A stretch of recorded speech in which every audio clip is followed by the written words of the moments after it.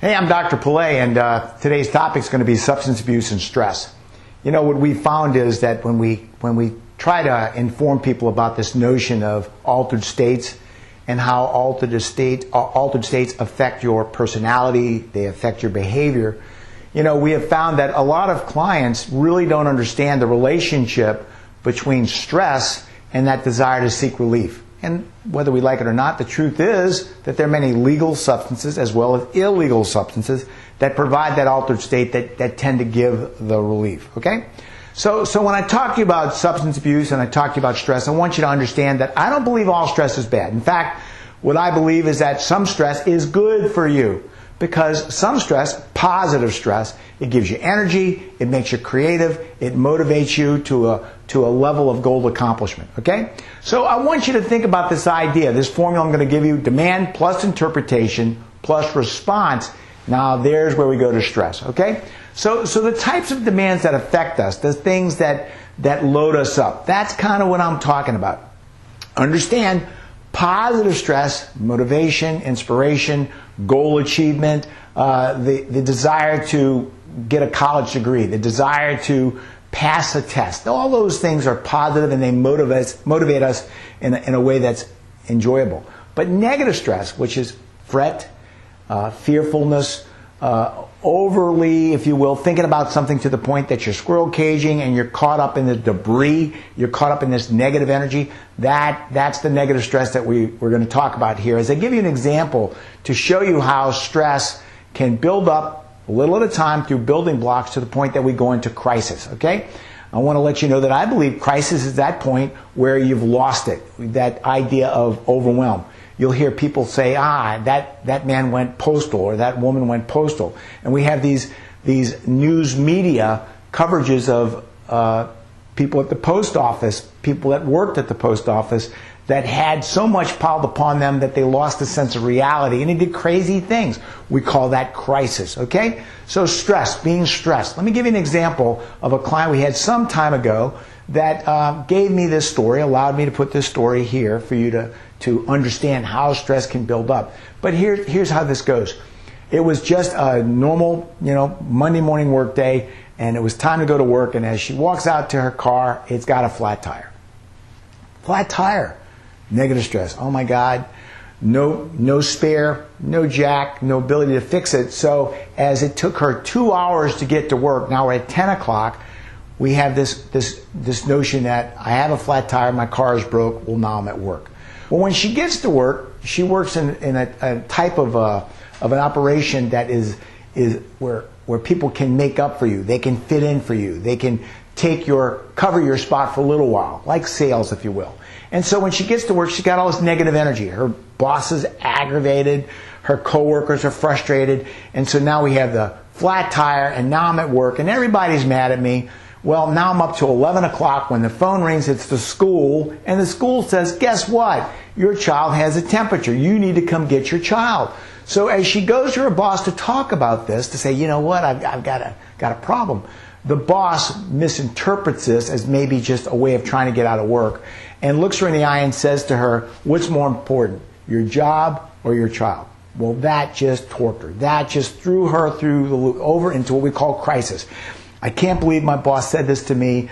I'm out of control. And so she starts throwing things around. She starts yelling profanities at people. Well, guess what? She got fired.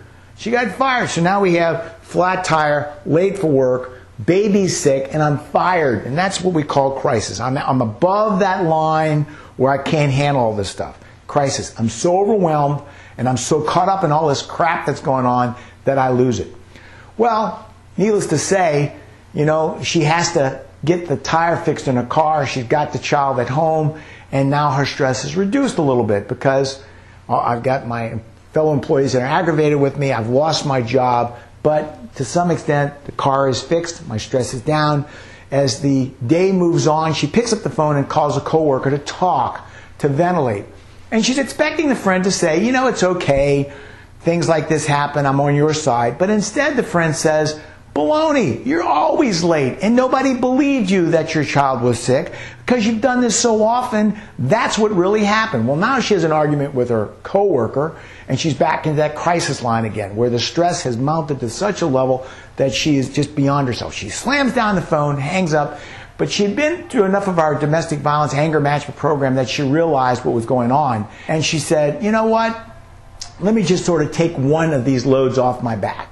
She calls her friend, she apologizes, she says, you know what, I guess I hadn't thought of it that way. I didn't realize that, in fact, that this was a problem, and now I realize, in fact, that you're probably right. I want to make amends. And so she gets off the phone, and again, her stress level drops a little bit. The tire's fixed. She's not fighting with her friend anymore. And we call that residuals levels of stress, because as the day ends, she's still fired, she doesn't have a job, the baby's sick, but by 10 o'clock that night, when it's time to go to bed, the fever's gone, the child's okay. So what happens tomorrow?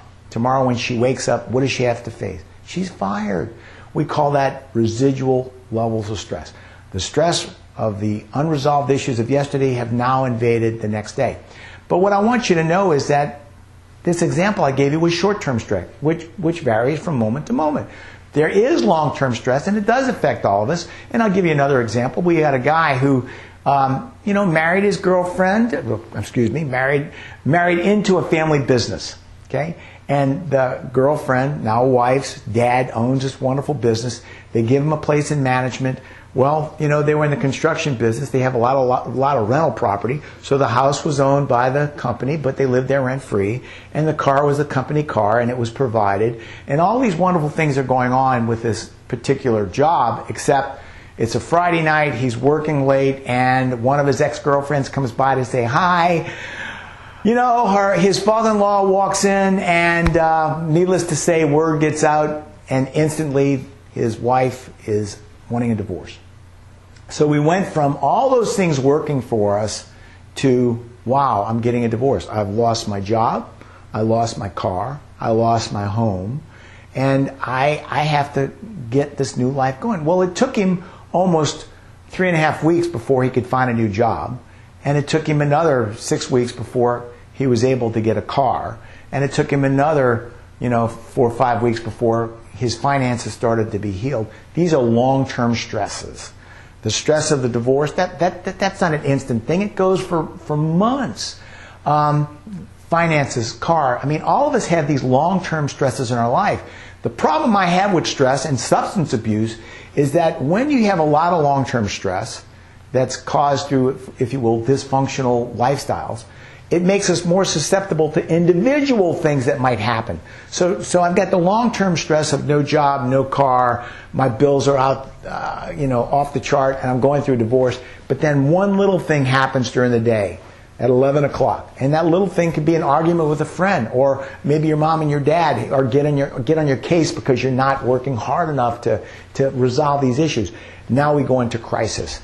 Long-term stress makes you more susceptible to going into crisis because the moment things compile and add on. Okay?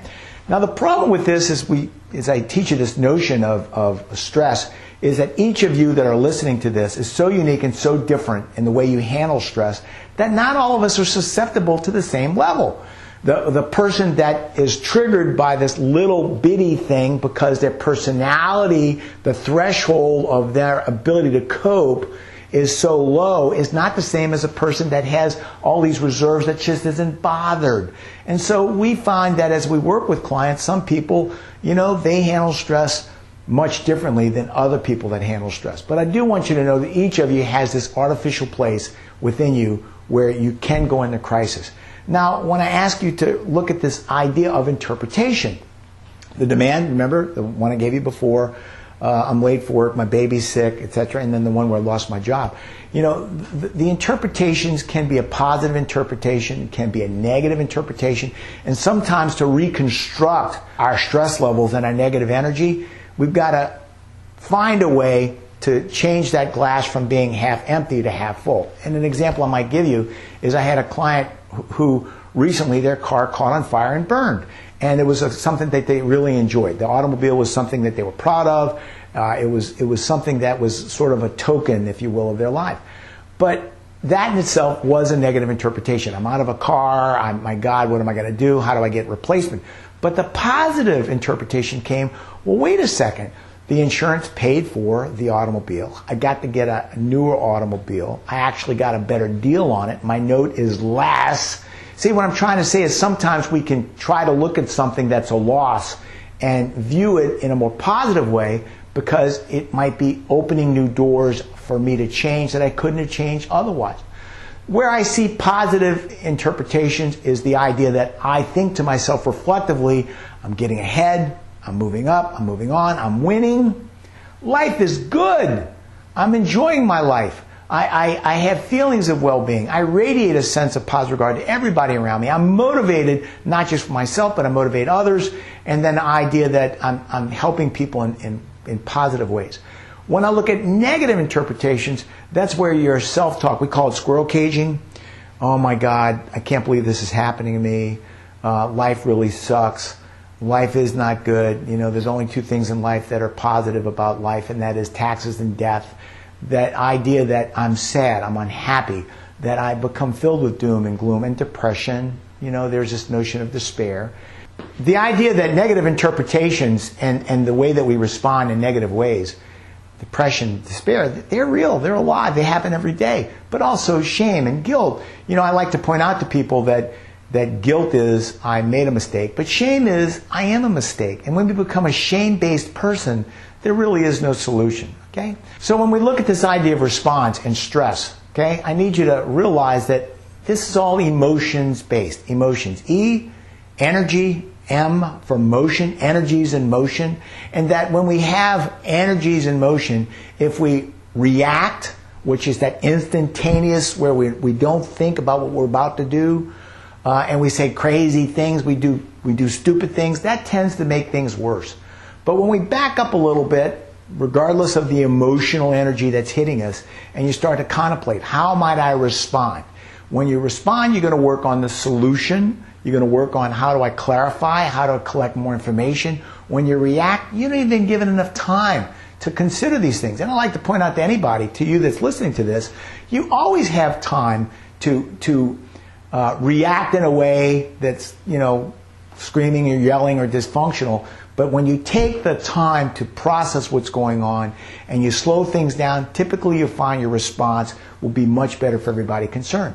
So when I think about this idea and try to give you these notions